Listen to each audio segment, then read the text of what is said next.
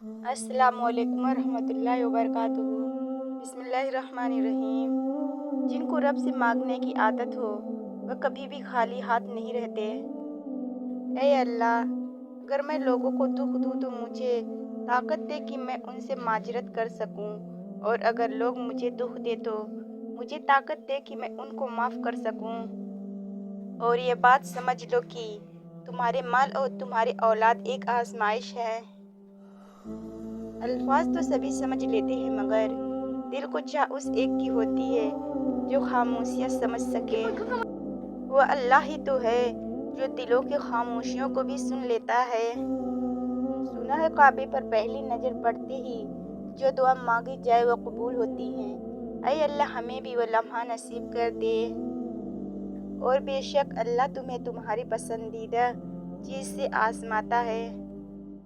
غم اور پریشانیاں ہر ایک کی زندگی کا حصہ ہے، پر جس نے اپنی پریشانی پر قدم رکھا وہ جیت گیا، اور جس نے پریشانی کو سر پر سوار کیا وہ ٹوٹ گیا۔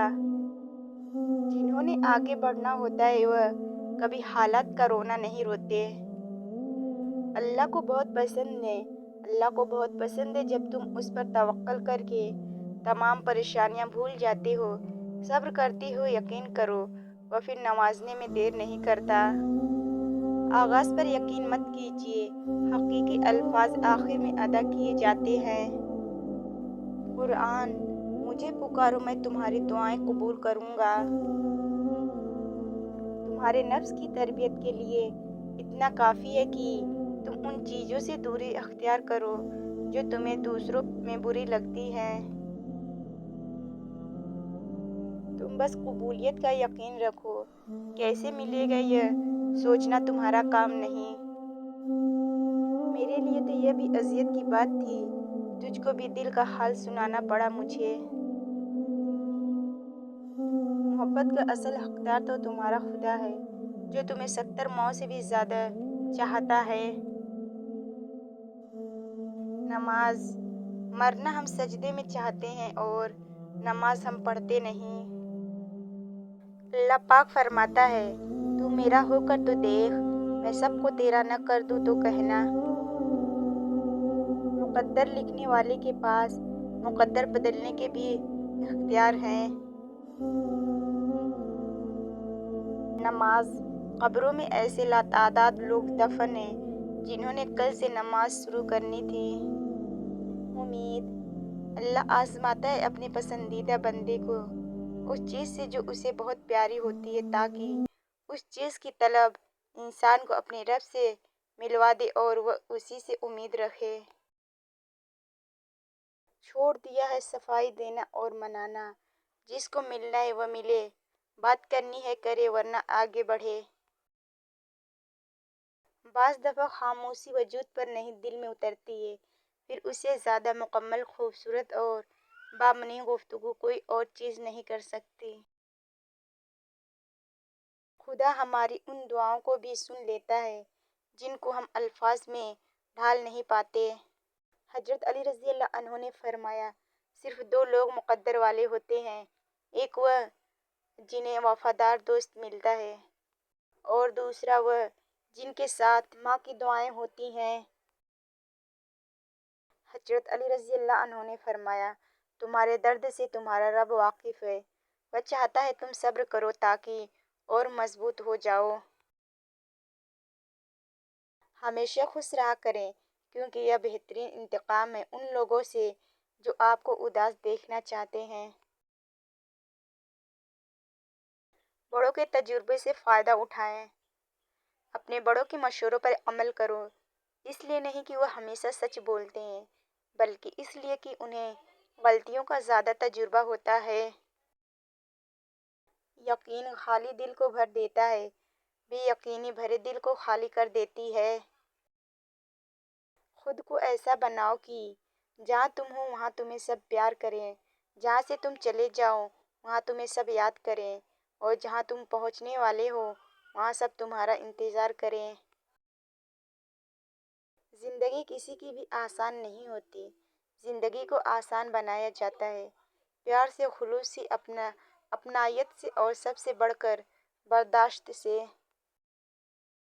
زندگی برف کی طرح ہوتی ہے، نیک کاموں میں گزار دو ورنہ پگھل تو رہی ہے، ختم بھی ہو جائے گی۔ سچائی اور نیکی کا راستہ دشوار ضرور ہے لیکن منزل بہت خوبصورت۔ برائی کا راستہ بہت آسان صحیح لیکن منزل تباہی ہی ہے۔ چاہے کتنا ہی بوڑھا ہو مگر گھر کا سب سے مضبوط ستون باپ ہی ہوتا ہے۔ باپ کی موجودگی سورج کے مانند ہوتی ہے۔ سورج گرم تو ضرور ہوتا ہے مگر سورج نہ ہو تو اندھیرا چھا جاتا ہے۔ اپنے والد کی باتیں غور سے سنو تاکہ دنیا والوں کی نہ سننی پڑے۔ باپ کا سایہ، باپ کا ہاتھ اگر سر پر نہ ہو تو پھر پتہ چلتا ہے کہ کون اپنا ہے اور کون پرایا، اور زمانے کی آنکھ کا بھی تبھی پتہ چلتا ہے۔